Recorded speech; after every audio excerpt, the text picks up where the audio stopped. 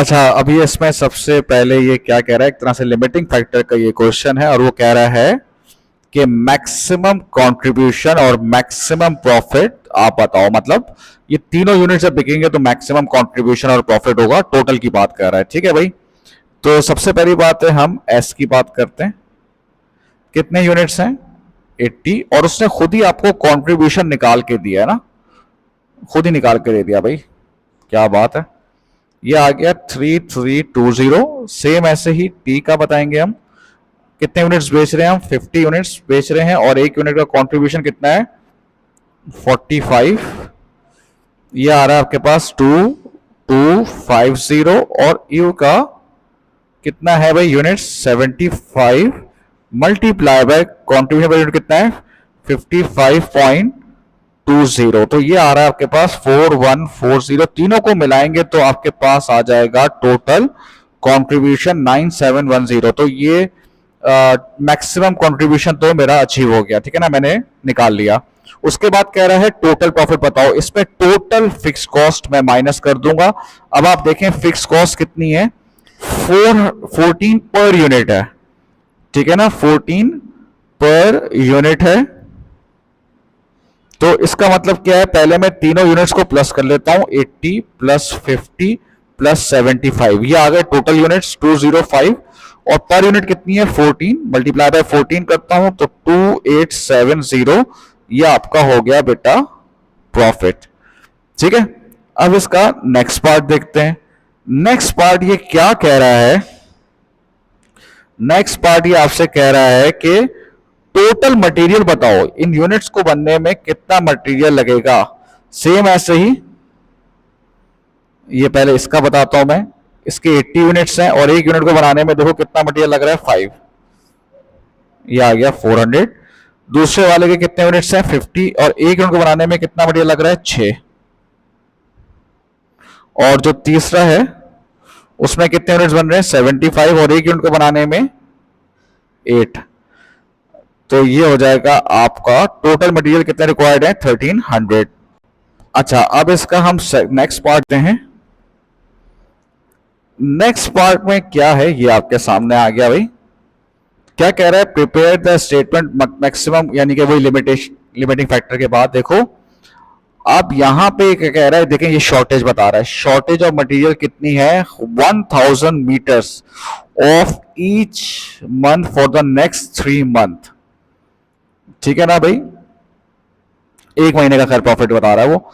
तो लिमिटेशन हुई है 1000 मीटर्स की। तो पहले मुझे ये देखना पड़ेगा कि सबसे ज्यादा प्रॉफिटेबल कौन सा है। तो ये लिखा मैंने एस टी और ए। ठीक है भाई, सबसे पहले मैं कंट्रीब्यूशन पर यूनिट निकालूंगा, लेकिन यहां पे आपको ऑलरेडी देखो कंट्रीब्यूशन पर यूनिट दिया हुआ है 41.50, 45 और 55.20। अब इसको डिवाइड करेंगे जिस चीज की लिमिटेशन है, यहां पे मीटर की लिमिटेशन है ना, तो इसको उससे डिवाइड करेंगे। ये दिए हुए एक यूनिट को बनाने में 5 मटेरियल लगता है उसका, एक यूनिट को बनाने में 6 मटेरियल लगता है उसका 8।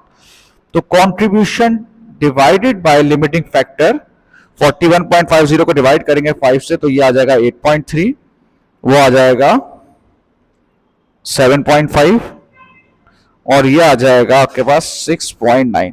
तो सबसे ज्यादा कौन कमा के दे रहा है? ये, उसके बाद ये, और उसके बाद ये।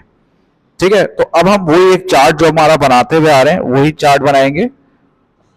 अवेलेबल कितना है आपके पास?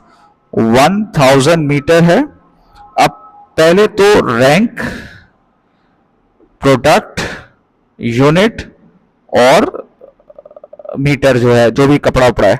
तो एस पर लिमिटिंग फैक्टर जो पहली प्रायोरिटी होगी वो एस की है। एस के देखो कितने यूनिट्स बन रहे हैं, ये देखो 80, और एक यूनिट को बनाने में कितना मटेरियल लगेगा? 5। तो इसमें से 400 जो है वो कौन ले गया? 400 ले गया आपका एस।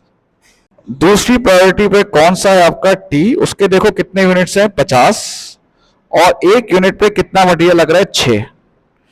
300 ये ले गया। अब बचे कितने? 300 बचे।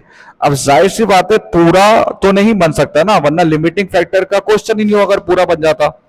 तो इसका मतलब क्या है? ये रह गया अब ये पूरा नहीं बन सकता, लेकिन ये मुझे पता है कि 1 यूनिट को बनाने में देखो कितने मीटर लगते हैं, 8। तो 300 मीटर में 1 मीटर को बनाने में कितने लगते हैं, 8। तो कितने यूनिट्स बन पाएंगे, 37 यूनिट्स बन पाएंगे। अब आप इसका प्रॉफिट निकाल लें। ये प्रोडक्ट है,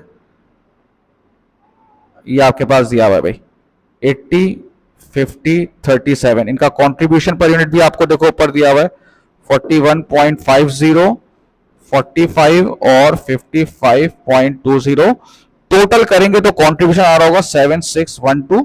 फिक्स कॉस्ट हम पहले पार्ट में निकाल चुके हैं, जो कि आपके पास आ रही है 2870, और ये आ गया आपके पास 4742। इसका मैक्सिमम प्रॉफिट आ गया।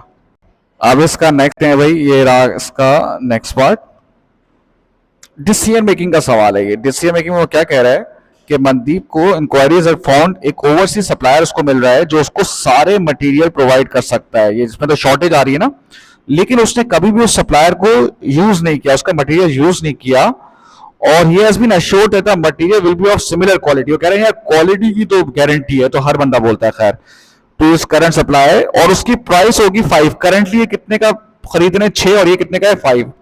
अब एडवाइस करें कि इसको ये परचेज करना चाहिए नहीं करना चाहिए, तो अब आप इसको कैसे डिस्कस करेंगे। देखें, अगर तो वो परचेज करेगा तो सबसे पहला इसका फायदा क्या होगा कि एक तो सारा मटेरियल उसको मिलेगा, सही ना, वो कह रहा है कोई शॉर्टेज नहीं है।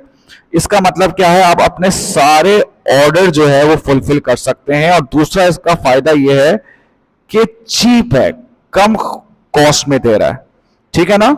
ये तो मैंने उसका फायदा बता दिया, लेकिन इसमें नुकसान ये है बेटा, इसमें नुकसान ये है कि आपने इससे पहले इस मटेरियल को यूज नहीं किया। ये इसमें ये इशू आ रहा है कि आपने इससे पहले इसका ये मटेरियल यूज नहीं किया, तो आपके पास ये अश्योरेंस नहीं होगी कि मटेरियल की क्वालिटी वही है या नहीं है, सही है ना। तो अब मैं इस पे यहाँ पे अपना डिसीजन दे रहा हूं, मैं ये डिसीजन दे रहा हूं कि इसको ये सप्लायर नहीं यूज करना चाहिए। जिसकी रीजन क्या है कि हो सकता है आपको डिलीवरी देर से मिले। क्यों देर से मिले, क्योंकि वो फॉरेन सप्लायर है, वहां से आते हुए जो है वो जिसे कहते हैं कि लेट हो सकता है। प्लस वो आपको कॉस्ट पर मटेरियल तो सस्ती दे रहा है, लेकिन वो कैरेज जो ट्रांसपोर्टेशन कॉस्ट होगी, एक तो वो भी बढ़ जाएगी आपकी मंगवाने की, और दूसरा फॉरेन उसमें एक्सचेंज रेट करेंसी रिस्क भी इन्वॉल्व होता है। ठीक है बेटा।